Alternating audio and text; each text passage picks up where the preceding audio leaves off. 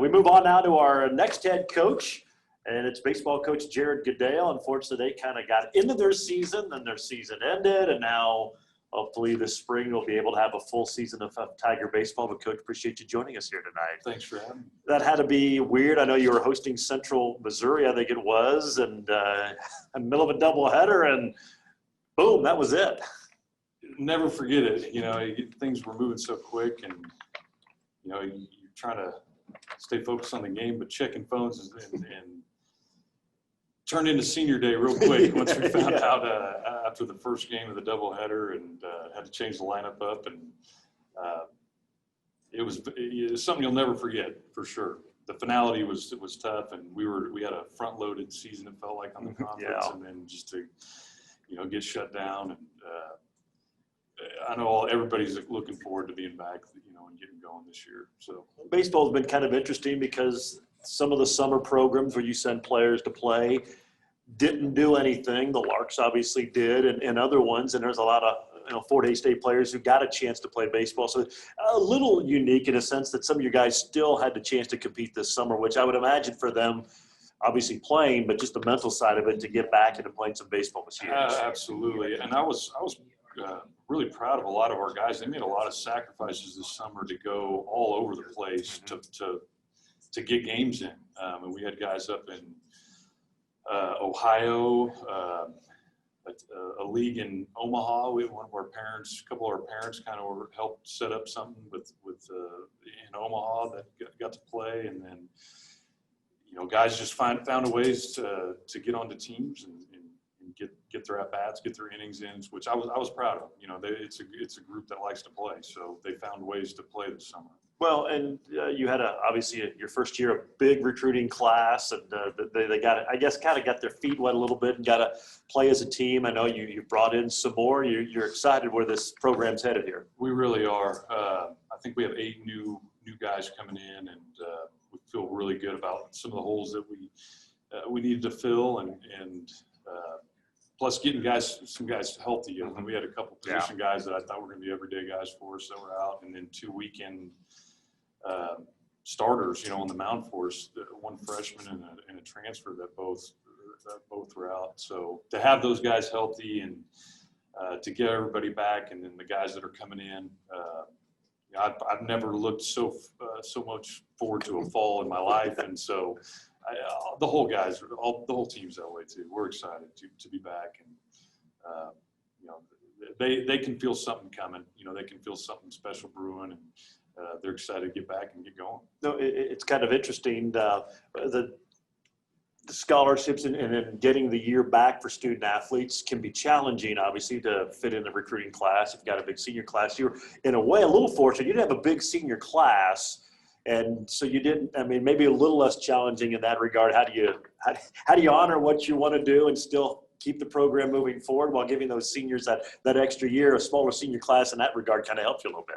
Yeah, absolutely. We had, I think, 4 or 6 seniors come back, which was great to see. And so we had a small recruiting class to begin with. And so we picked up a few guys this summer that I think were going to be really good players for us. And I'm going to be really curious how a lot of other programs had to deal with all this. The stories that we hear. I mean, on a normal year, if you had 40 on your team and 10 seniors, but you brought in 10, and then they all come back, and all of a sudden there's a lot of programs with 50 plus on their roster, which makes it very difficult to manage. And so from that standpoint, we lucked out pretty good. I think we're at about 41 this year, and feel good moving forward.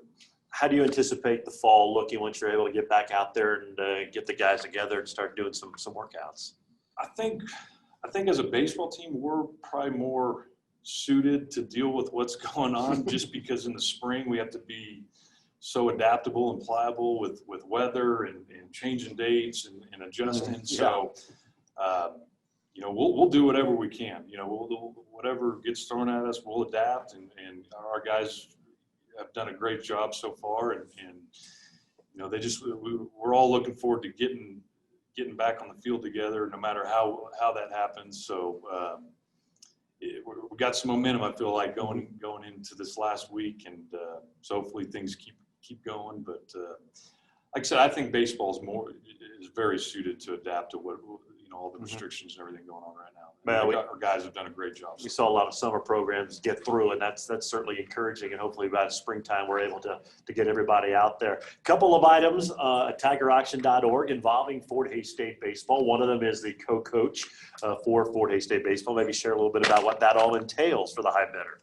So in the fall, one of my favorite times is in the fall when we do our fall World Series, and we our assistants draft the teams and full uniforms and let them get after it. And, it's usually a very fun time. So if we're able to do that, that would entail that. If not, hopefully we could adjust to the spring. Either way, we'll make it work. And we'd love to have people in the dugout and get a feel of what it's like in college baseball and around our players and get to know some of the players.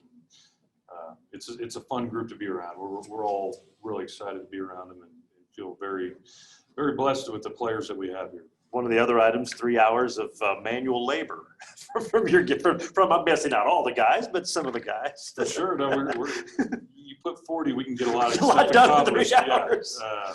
I may have to start bidding.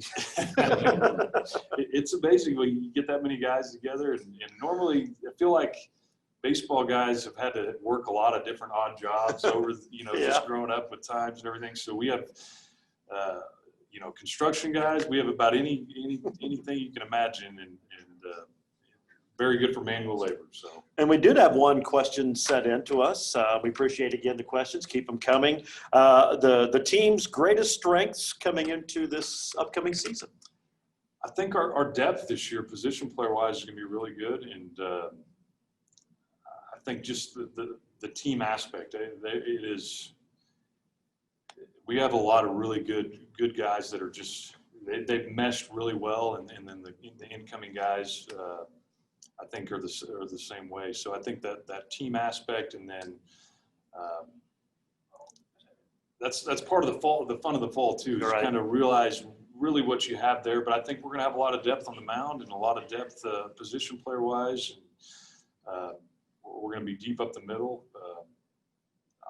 We're all looking forward to it, but I think there's the team aspect, and I think our position players are going to be really good this year. All right. Well, hopefully we get to see you guys out there in the fall and the World Series that you always put on there. But obviously the spring when the season counts for real. Jerod, good to see you again, and looking forward to some Tiger baseball this year. Same here. Thanks, Gerard. There you go. That's Jerod Goodale, Fort Hays State head baseball coach, and now.